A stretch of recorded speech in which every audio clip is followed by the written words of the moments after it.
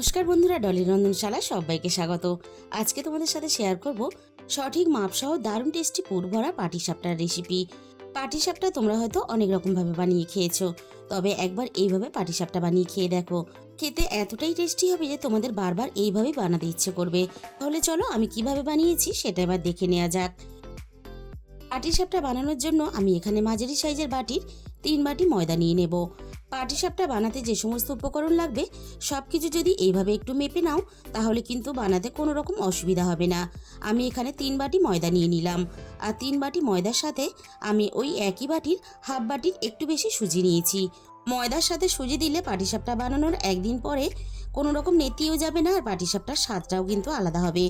এবার আমি এখানে স্বাদ মতো লবণ দিয়ে দিলাম। এবার আমি সমস্ত শুকনো উপকরণগুলো হাত দিয়ে খুব ভালোভাবে একসাথে মিশিয়ে নেব। আমি সব কিছু খুব ভালোভাবে হাত দিয়ে মিশিয়ে নিলাম। আর পাটিসাপটার এই গোলাটা কিন্তু আমি দুধ দিয়ে গুলবো। তোমরা কিন্তু এই দুধের পরিবর্তে জল দিয়েও গুলতে পারো। আমি আগে থেকে 500 গ্রাম পরিমাণ দুধ খুব ভালোভাবে জাল করে ঠান্ডা করে নিয়েছিলাম। তারপরে কিন্তু আমি ময়দার মধ্যে দুধটা দিয়েছি। গরম দুধ কিন্তু ময়দার মধ্যে দেওয়া যাবে না, তাহলে কিন্তু ময়দাটা ডেলা পাকিয়ে যেতে পারে। আর অল্প অল্প করে দুধ দিয়েই কিন্তু গোলাটা বানাতে হবে। আমি আবারও কিছুটা দুধ দিয়ে দিলাম। একসাথে বেশি পরিমাণ দুধ বা জল দিয়ে গোলাটা বানালে গোলাটা যদি পাতলা হয়ে যায় তাহলে কিন্তু পাটিসাপটাটা বানাতে খুবই অসুবিধা হবে। এইভাবে অল্প অল্প করে দুধ দিয়ে কিন্তু গোলাটা বানিয়ে নিতে হবে।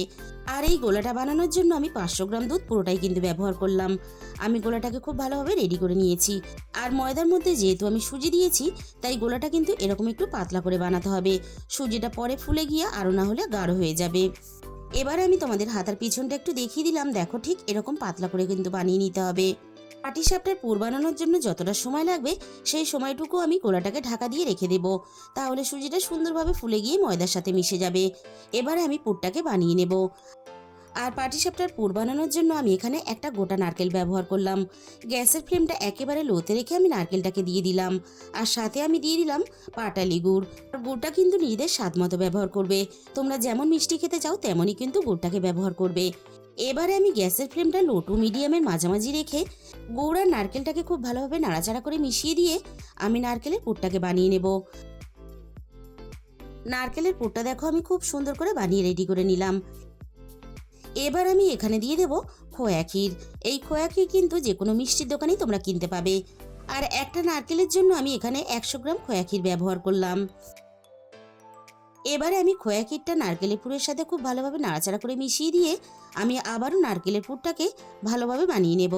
নারকেলের সাথে অল্প একটু খোয়া ক্ষীর দেওয়ার জন্য এই পুরের স্বাদটাই কিন্তু পুরো বদলে গেল। বন্ধুরা, এতটাই টেস্টি হয় আমি কিন্তু তোমাদের বলে বোঝাতে পারবো না। এবার আমি পুরটাকে নামিয়ে নেব। আর এই পাটিসাপটাগুলো বানানোর জন্য আমি আগে থেকে একটা ফ্রাই প্যান হালকা একটু গরম করে নিয়েছিলাম। আর পাটিসাপটাগুলো আমি ঘি দিয়ে ভাজবো, তাই অল্প একটু ঘি দিয়ে দিয়েছি। এবার আমি গ্যাসের ফ্লেমটা একেবারে লোতে রেখে আমি দেখো একটা বেগুনের বোটা দিয়ে এইভাবে ঘিটাকে চারিদিকে লাগিয়ে দেব। এবারে আমি এখানে এক হাতা ব্যাটার দিয়ে দিলাম, আর হাতার পিছন দিয়ে আমি একটু গোল করে নেব। আর এই সময় কিন্তু গ্যাসের ফ্লেমটা একেবারে লোতে রাখতে হবে।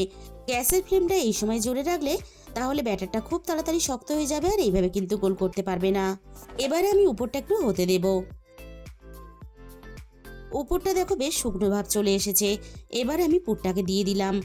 আর পুরটা দেখো আমি খুব বেশি মাঝখানেও দিলাম না, আবার খুব বেশি ধারেও দিলাম না। পুরটা ঠিক এরকম জায়গায় দিলে তাহলে পাটিসাপটাটা ভাঁজ করতে সুবিধা হবে। এবার আমি হালকা হাতে ভাঁজ করে নেব। আর এইভাবে খুন্তি দিয়ে যদি একটু চেপে দাও তাহলে কিন্তু পুরটা একটুও বেরিয়ে আসবে না। এবার আমি পাটিসাপটাটা একটু ঘুরিয়ে ফিরিয়ে হালকা একটু লালচে করে ভেজে নেব। একটা পাটিসাপটা কিন্তু আমাদের ভাজা রেডি হয়ে গেল।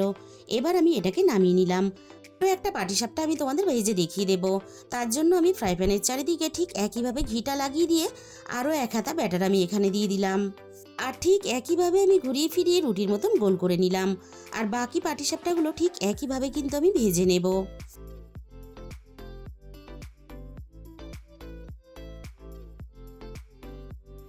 আর ঠিক একইভাবে আমি হালকা হাতে ভাঁজ করে পাটিসাপটাগুলোকে বানিয়ে নেব। বাকি পাটিসাপটাগুলো ঠিক আমি একইভাবে ভেজে নিয়েছি। বন্ধুরা, তোমরা একদিন হলো এই শীতের মধ্যে এইভাবে একবার পাটিসাপটা বানিয়ে দেখো।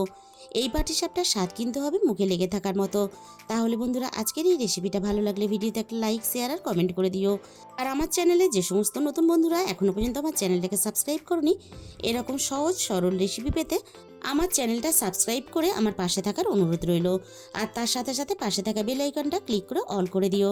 তাহলে আমি যখনই কোনো নতুন রেসিপি আপলোড করব সবার আগে তোমার কাছে পৌঁছে যাবে। আজকে তাহলে এই পর্যন্ত।